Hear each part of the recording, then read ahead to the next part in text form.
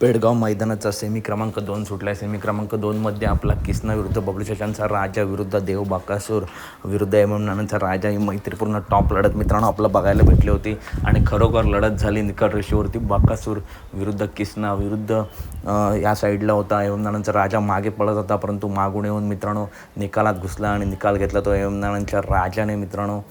तसेच मित्रांनो बाकासूरसुद्धा मित्रांनो चांगला पळत होता, परंतु पुढे येऊन मला वाटतं थोडीशी गाडी फॉल झाली, त्याच्यामुळे स्पीड कमी झाला असावा. परंतु बाकासूरसुद्धा मित्रांनो नक्कीच कमबॅक करेल. अपडेट आवडली असेल तर नक्की व्हिडिओ लाईक करा. आणि मित्रांनो हार जीत खेळाचा भाग आहे, कोणाला ट्रोल करू नका. सगळे महादेवाचे नंदी आहेत. बाकासूर आज हारला तर उद्या कमबॅक करेल. बबलू चेचांचा राजासुद्धा कमबॅक करेल.